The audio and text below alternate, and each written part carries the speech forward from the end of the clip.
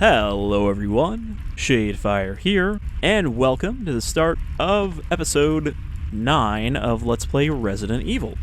We have reached the caves, and I apologize last time for it being a rather short episode, but I was a little pressed on time. So this time we should be a little longer. Alright, so we made it to the caves underneath the courtyard, so we can put away our ink ribbons, and I think we're going to stick with our shotgun. This shotgun has proved to be pretty consistent for us throughout the game. Like, I haven't really put it away much. We'll keep our full heal, because we ain't out of hunter territory just yet. Alright, there's still something in this room as well. Oh, there's a green herb over there. There's a hexagonal hole here.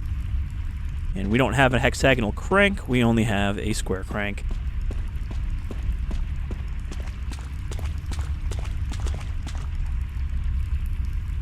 This area was pretty small in the original game, but it has been, like everything else, expanded out a bit and more interconnected with other parts of the map. Alright, where are we going? Oh, there's a... oops. There's a dead end over here. A large boulder blocks the way. There are bloodstains underneath the boulder.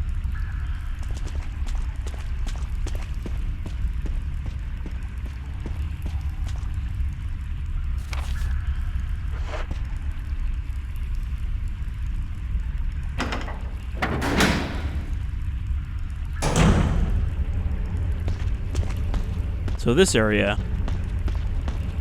has a little more functionality than it did in the original game. A huge gaping hole. Wonder what it was dug for, though we can't actually use it yet. The elevator's power source. There's a round lid. Open it. We take the shaft, which you can see has some numbers on it. Appears to be some sort of key to start the power supply. Symbols are carved in its side, so it's missing some pieces.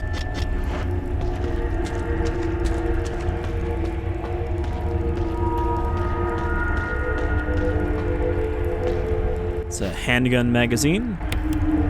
We really don't need more of those, but you know, we'll still use the handgun again later.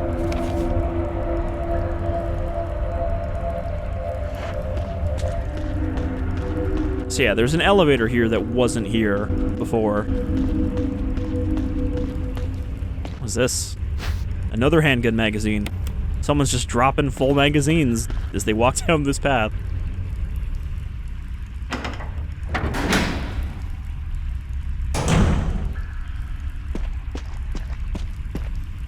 Is that you, Jill?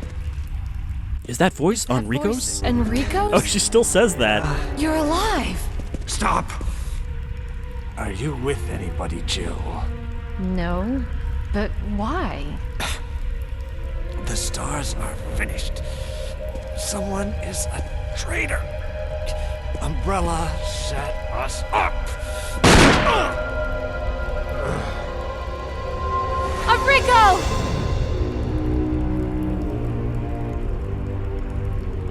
Traitor? Who?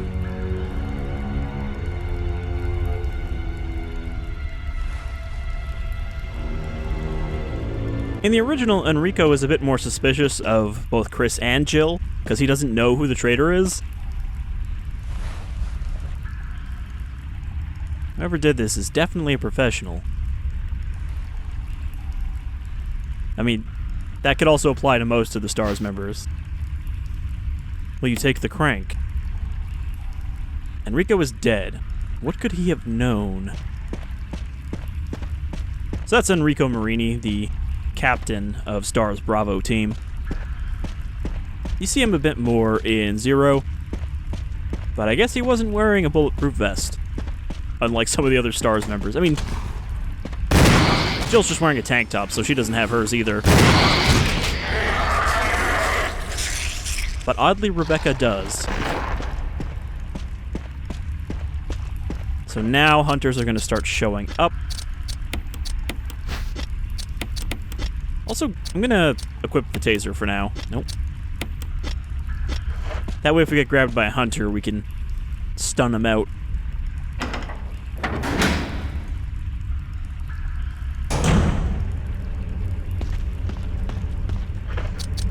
So Enrico gave us the hexagonal shaft, or the hexagonal crank.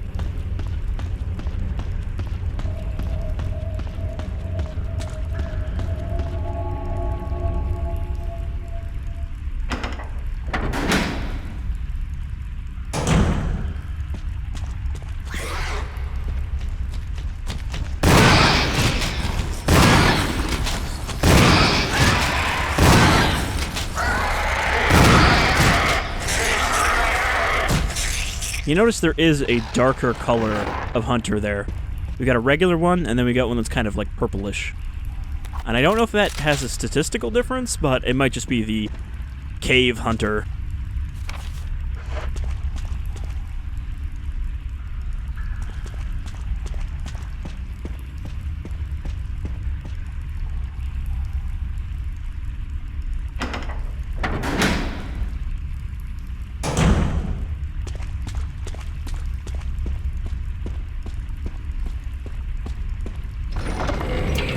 Alright, we don't need these handgun rounds right now. So now we have 115 handgun bullets. Not very helpful against hunters. But we keep the shaft on us? Probably deposit that for a sec. Until we get the other piece of it. Since we gotta pass by here anyway to get back over there.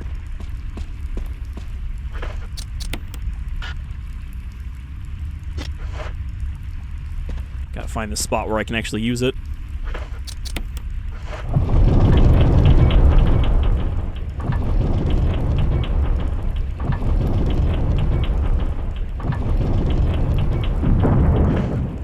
Just imagine, too, that they would have had to cut out this, like, perfect section of cave to make it rotatable like that.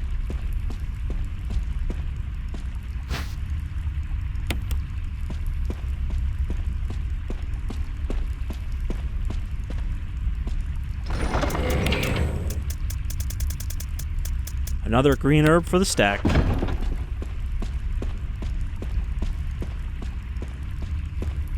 I mean, really the reason we have so many healing items is because with Jill, it's either you shoot them enough to not take a hit, or you die with hunters.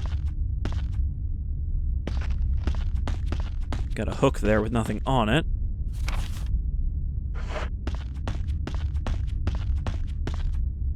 A huge boulder blocks the way. Alright, well, we're not going that way.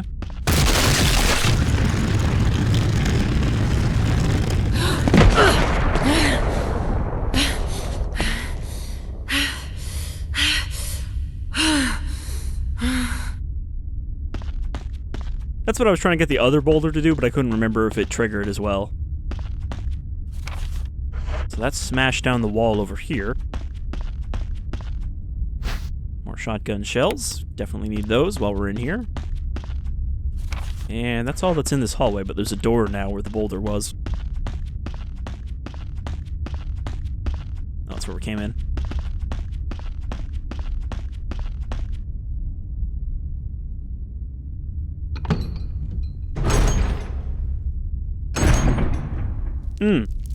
Didn't think this room was this close to where we came in.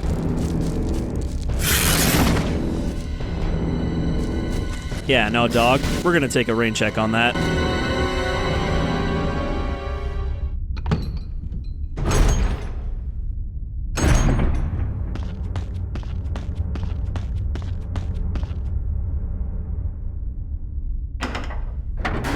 It's nice that you can just leave that room, like, yeah, I don't want to go in there yet.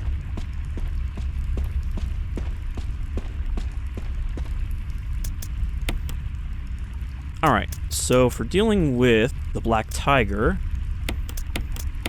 we're going to take our grenade launcher. And also the knife, because we need it. So, Black Tiger is one of the few enemies that is weak against incendiary, so we're going to hit him with our last incendiary grenade.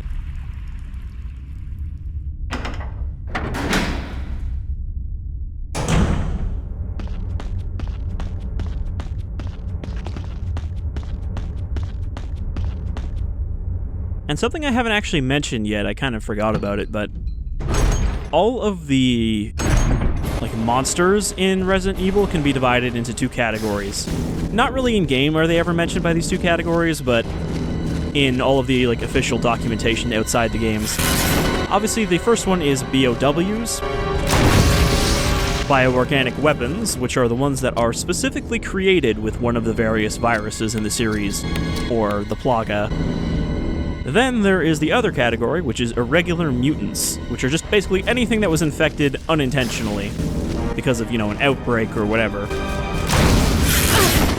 Ow.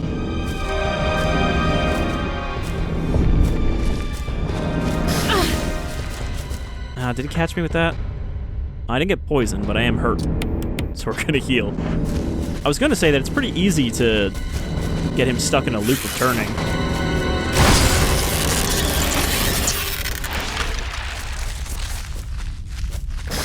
There's another web spinner on the ceiling, and when it dies, it also spits out a bunch of tiny baby spiders, which are like full tarantula size, so they're not really that tiny.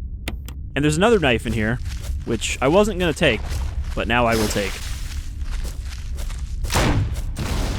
Balls. That was a waste.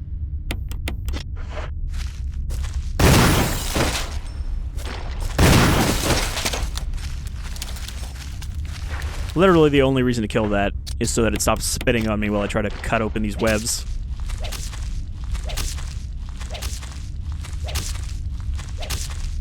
So it is possible to just completely not kill that thing and just instead cut the webs, but you gotta cut one and then do a loop around it, cut another one. Might as well just shoot it. Alright, now let's get rid of these knives. But yeah, so BOWs and irregular mutants, and I was gonna say that the black tiger there is actually one of the BOWs, even though it doesn't appear in the Umbrella list. Those spiders were being tested for the effects of the T-virus, and then they wanted to get rid of them, but instead they escaped and established themselves in the caves, even before the full outbreak.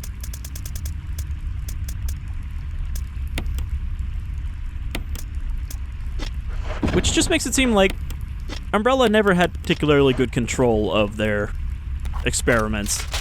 Because, in Raccoon City, the disposal plant was already suffering from a T-virus infestation because of the fact they keep dumping so many zombie bodies in there.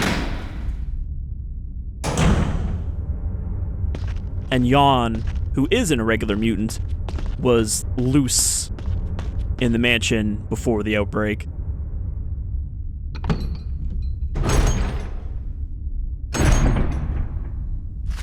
Alright, Spider dealt with. If we were Chris, we'd actually have an extra weapon that we could have used against the spider, but Jill doesn't get it. But considering that her alternative exclusive weapon is the grenade launcher, that's not really a bad thing. And they give you some blue herbs here in case you get poisoned. There's a map of the Courtyard B1. You can see that we're almost done already with this area. Just 2 more rooms.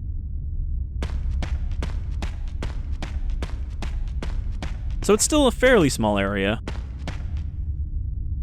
but a little bigger than it was in the first game.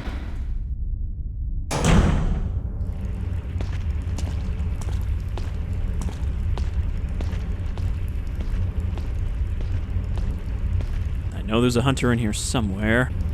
I don't actually know, I'm just feeling like there's one. Okay, that's a dead end.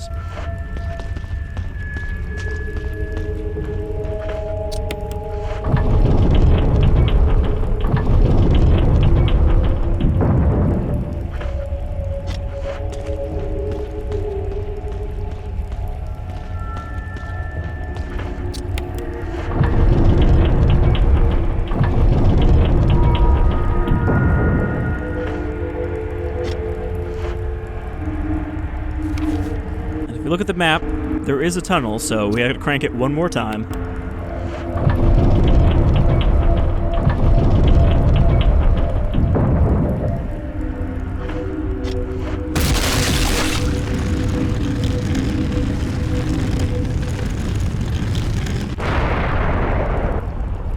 That's almost a QTE, because if you don't start running straight right away, you will get hit by that and have nowhere to go.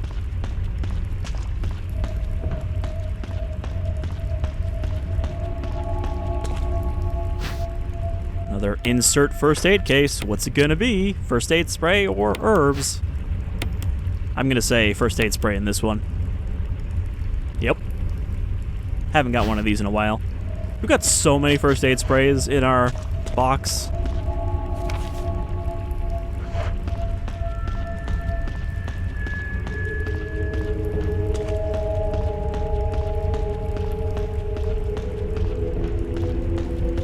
Well, we open this side door.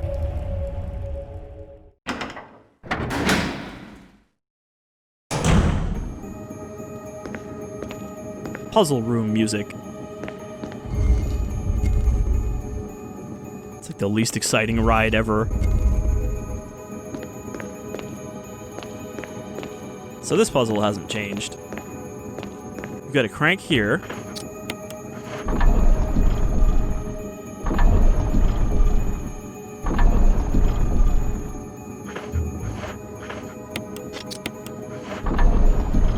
Which just pushes that part of the wall out.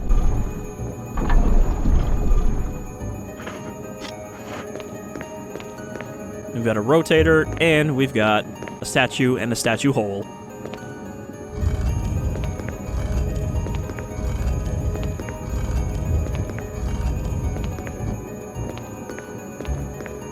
I like the detail, too, that it looks like they just smashed out part of the concrete floor to put this panel in.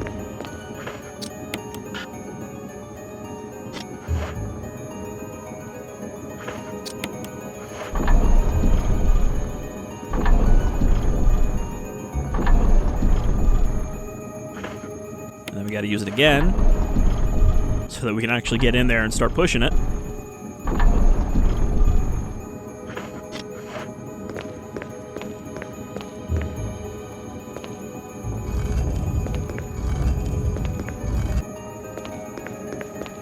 They did add an extra step though, because in the original you didn't have a rotator panel, you just had to push it into the slot.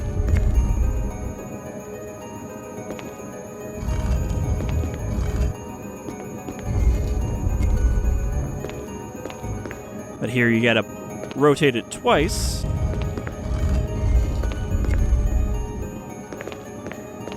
And then just push it into its socket.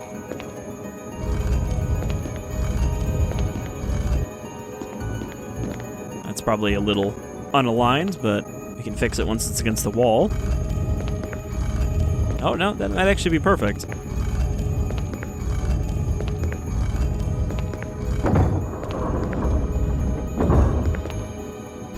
And then we get the cylinder, which is the other half of the shaft.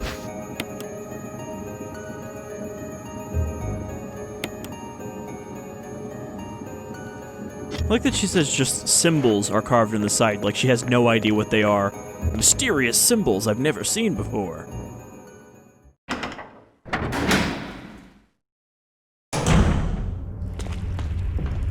Alright, so let's head back to the item box.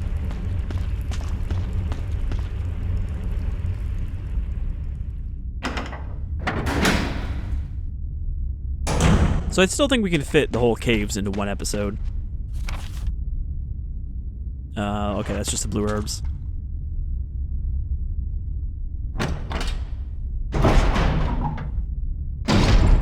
But I don't remember how much of it is in the basement. Or the basement that we have to take the elevator to get to.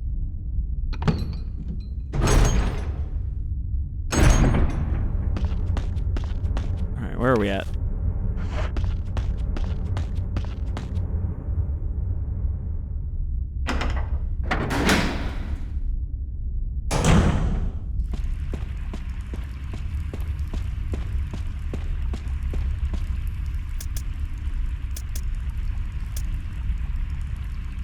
I don't remember if we still need the crank, so we'll hold on to that for a moment.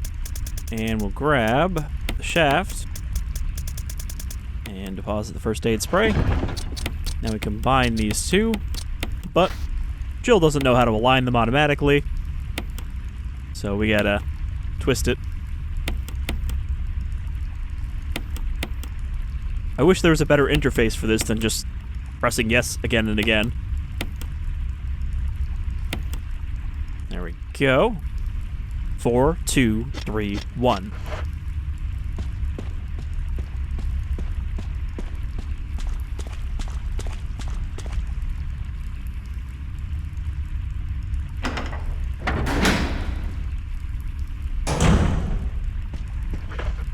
this the elevator room? Nope. Next one over.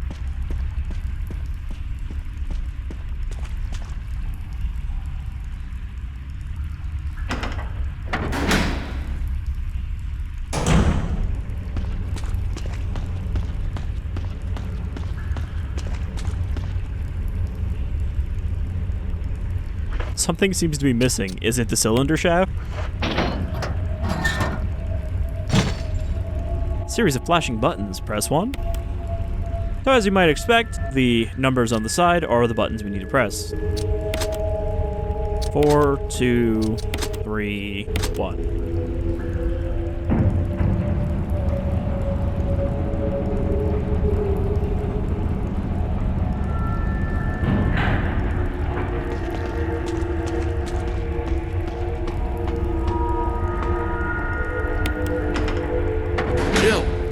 Barry?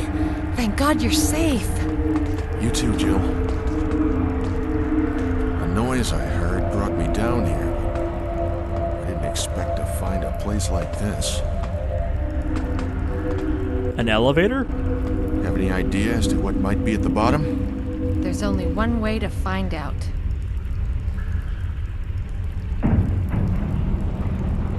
Jill, you're gonna mention the traitor? And Enrico getting shot?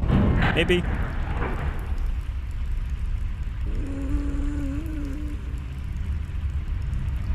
What the hell is that sound? It could be a person. Jill, go check it out. We had enough surprises for one day. I'll stay here and secure our escape route in case something happens. Okay. Jill, I know I have the bigger gun, but you go check it out. Barry's always looking for the back door. Oh, hold on. There's an item box over there.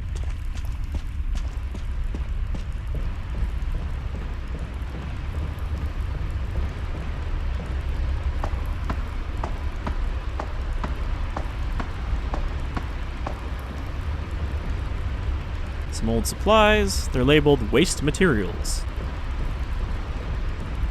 So this whole section was not in the original game, this second underground. A garbage compactor.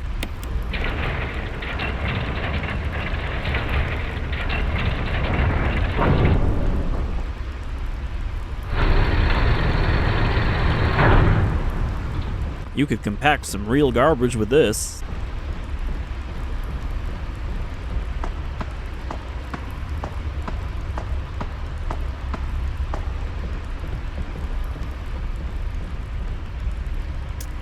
Alright, I think we're good. Maybe I'll take out another healing item just in case.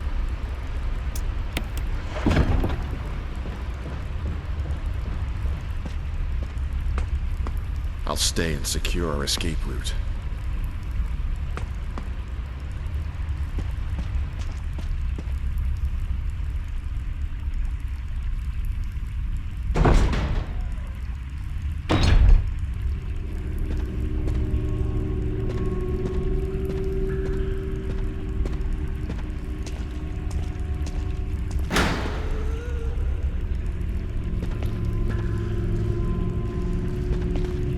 Well, we know what that moaning means. Yep, it's this thing again. Thankfully, this room is a loop, so it's easy to avoid.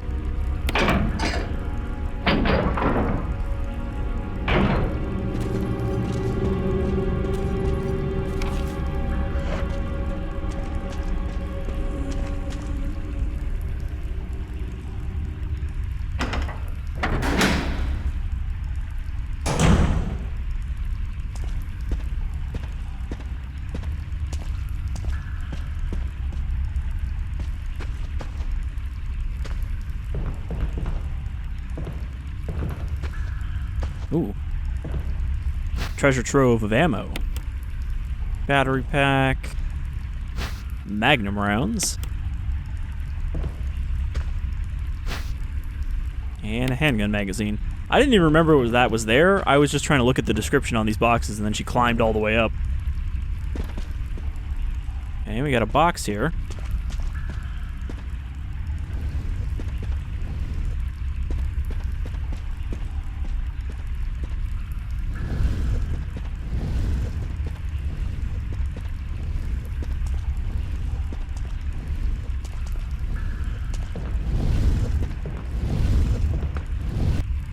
I feel like this puzzle is not the clearest, but we send this downriver. I mean, it gives you the camera angle. Nope. Where's the activate button on this thing? There we go. Device for transporting materials.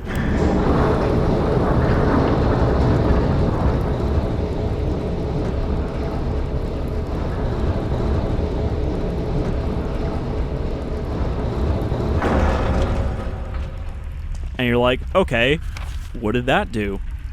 But it sends it down to where the garbage compactor is, and now we just have to head back.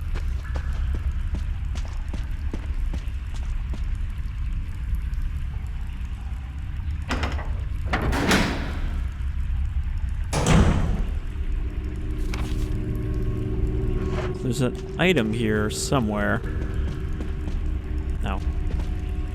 Can I take these before I get clonked? Nope. I should have just gone.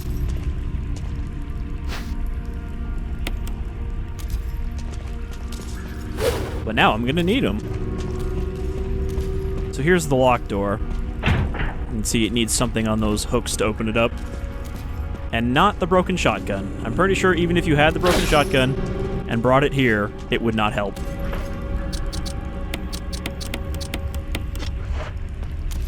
All that damage I could have avoided by just not trying to pick up those herbs. All I needed was the red one. Like, I didn't even need the green one. I could have just used one of my other ones that I have sitting around. Alright, we've given it the slip. But we're gonna have to come back in here again. Alright, Barry, I got the... Barry? Don't worry, I'm just making sure our exit works. There's no way back. Barry, why?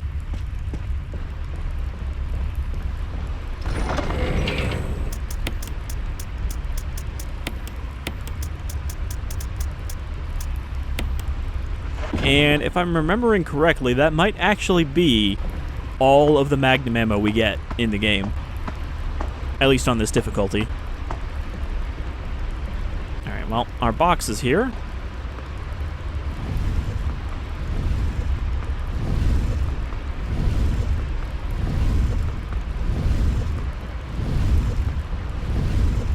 So obviously what you're supposed to do is compact it.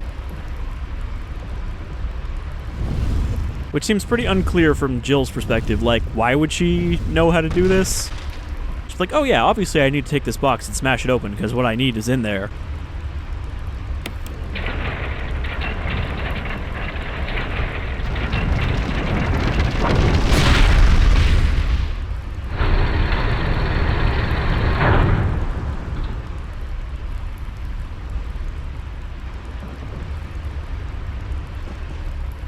And what was in there was a flamethrower. But we crushed it, so now it's broken. Which is why Jill doesn't get to use the flamethrower and Chris does. Not because he finds the same one and doesn't crush it, but because he just finds a fully intact one in an earlier area of the caves. But unlike Jill's unique weapon, he has to give it up, so it's not really that good of a unique weapon. Because you still need it to get out.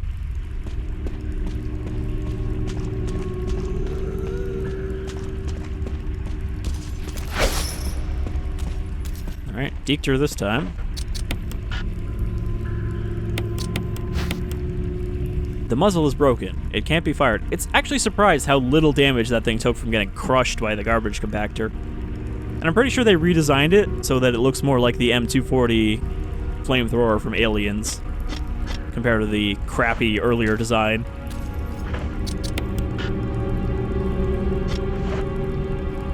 Ah, damn it.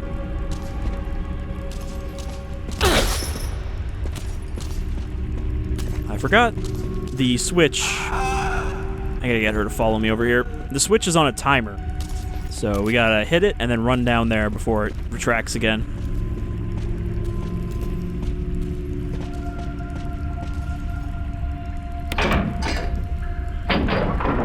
Have to add some extra danger to this area.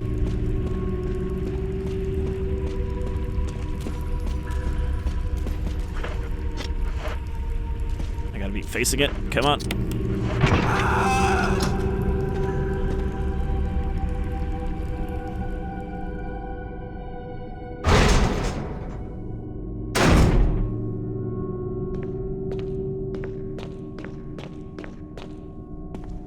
This area is also new.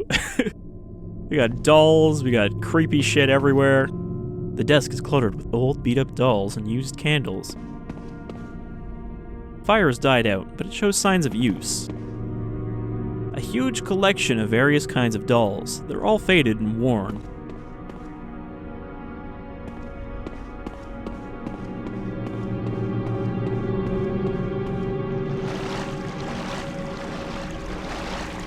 Snakes in the sludge tunnel.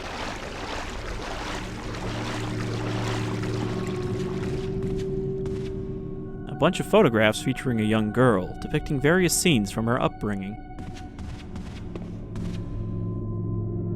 This bed is still warm, so clearly someone's been living in here.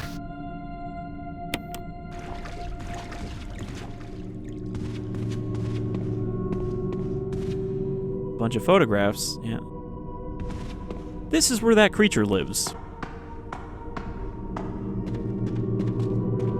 Showing that it still does retain intelligence of some variety.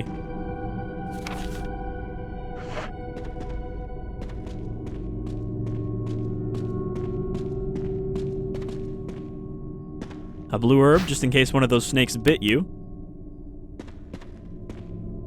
A couple of weathered barrels containing what looks like water. Got a cozy little cave home down here.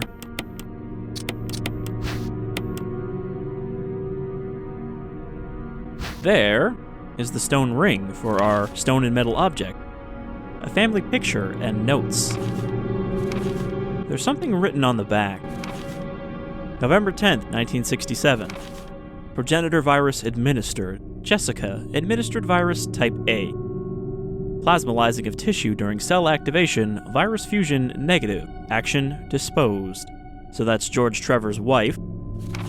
And George Trevor's daughter, Lisa, administered virus type B. Plasmalizing of tissue during cell activation, virus fusion positive but delayed fusion. Body modification, observed constant results. Status, continue protective observation. George, action, terminated.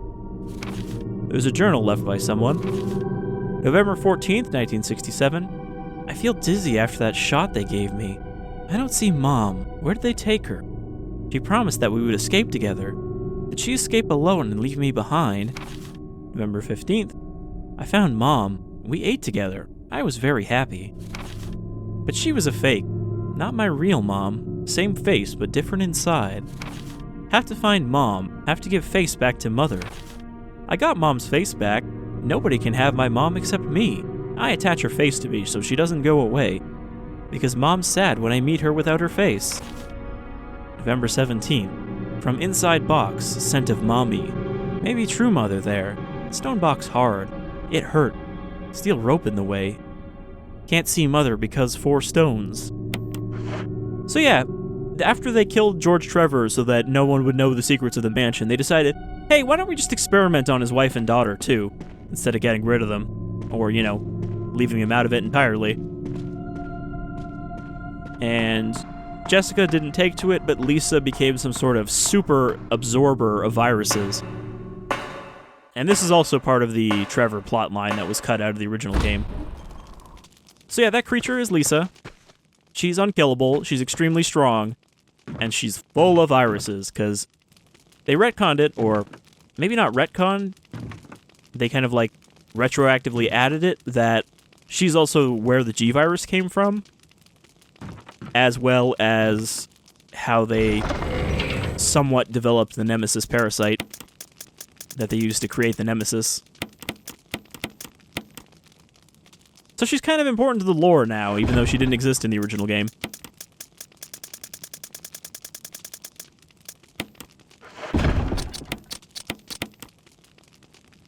Okay. So we're back here in the cabin, which I think she also lives in sometimes. The weird thing is, she escaped at some point. A researcher seemingly helped her escape when she was a monster, after being stuck in the mansion for like 20 years. At which point she came out here and just started living on the grounds, and they like never found her. So again, another case of how they really didn't have any control over what they were doing at this laboratory. Alright, I think we're going to save here, and then we'll make our way back to the mansion, so we can make use of our stone and metal object now that we have a second one. For real this time.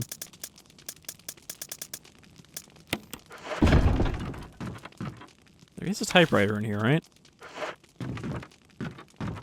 Forget where it is. I think it's around this corner? No?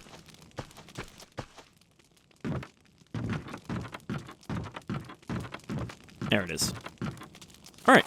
Oh. Family picture.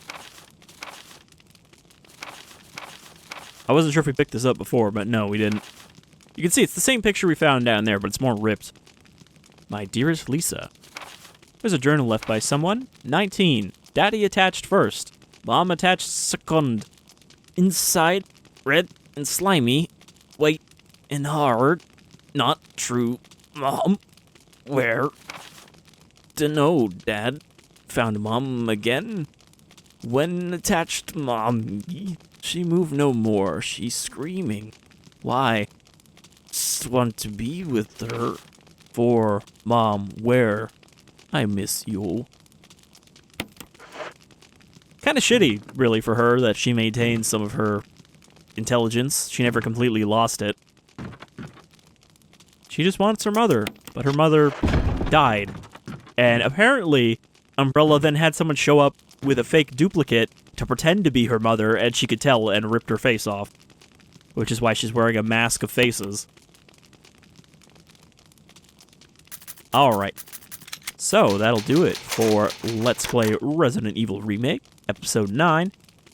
We're starting to get close to the end now, but we still have unfinished business in the mansion before we can head to a new area. So, till next time, y'all take care.